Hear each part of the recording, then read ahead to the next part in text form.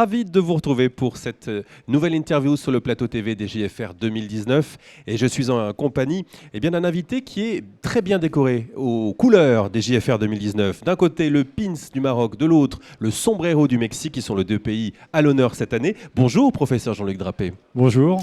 Alors, vous êtes président de la SIMS. Si je résume, c'est la société ostéo-articulaire de la SFR. Et avec vous, on va débriefer une session qui a eu lieu sur le thème de l'imagerie interventionnelle musculo-squelettique et mini-invasive. C'est une session un petit peu particulière. Pourquoi, professeur ?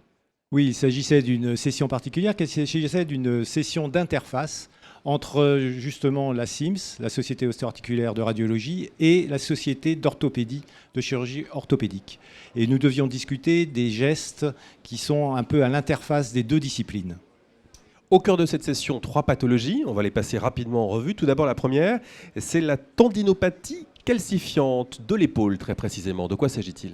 Alors c'est une tendinopathie particulière où il y a des dépôts calciques qui, au moment de leur résorption, donnent des crises douloureuses très importantes. Le traitement est généralement médical, mais il y a des échecs à ce traitement médical dans 20% des cas.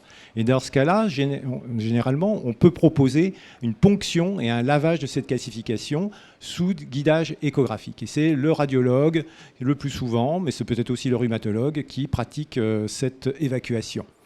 Et c'est seulement en cas d'échec, et c'est seulement dans 6% des cas, où le chirurgien peut intervenir et faire à ce moment-là une résection arthroscopique de cette calcification. Donc en fait, dans cette pathologie, chaque intervenant a sa place, le radiologue, puis éventuellement, seulement en cas d'échec, le chirurgien. Deuxième pathologie qui était au cœur de cette session, ce sont les hernies discales. Alors les hernies discales, tout le monde connaît cette pathologie très douloureuse. Le traitement est toujours médical au début, et il y a malheureusement quelques cas d'échec. Et là également, le radiologue peut avoir un rôle de thérapeute. Et il y a une technique récente qui est assez élégante, qu'on appelle la herniotomie, qui, en plaçant sous un guidage scanographique une fine vis sans fin, va aspirer progressivement du matériel discal, qui sera complété ensuite par une petite infiltration. Et on a d'excellents résultats. Mais pareil, il y a des contre-indications. Par exemple, quand le disque intervertébrale est très pincée, très abîmée, inflammatoire, ou quand la hernie est très volumineuse, ou si elle est migrée, à ce moment-là, la place de l'exérèse chirurgicale est mieux indiquée.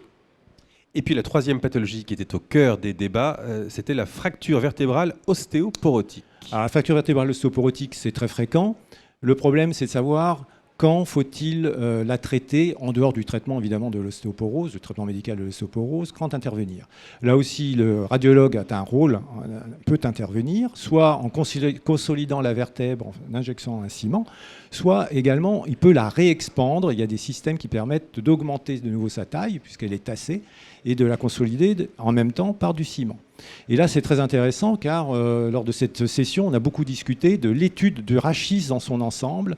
Il faut étudier l'équilibre, ce qu'on appelle l'équilibre sagittal, la position du bassin, l'équilibre pelvien, les paramètres pelviens, pour savoir si ce tassement va être bien toléré ou pas.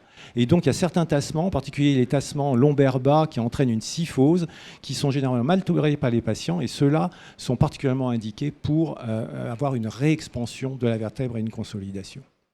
Alors, professeur, si ces pathologies sont sensibles pour les patients, bien sûr, les sujets entre professionnels de santé sont extrêmement sensibles également. Vous restez optimiste pour mettre tout le monde d'accord ? Je suis assez optimiste puisque cette session a bien démontré justement que si l'on avait une stratégie très claire de prise en charge, par exemple, de ces 3 pathologies, en fait, chaque intervenant a sa place dans, je dirais, la stratégie thérapeutique et ça a insisté sur la place importante du radiologue comme thérapeute pour la prise en charge, en tout cas, de ces 3 pathologies. Merci, professeur Drapé, d'avoir débriefé cette session avec nous. Excellente JFR à vous et à très bientôt sur notre plateau TV des JFR 2019.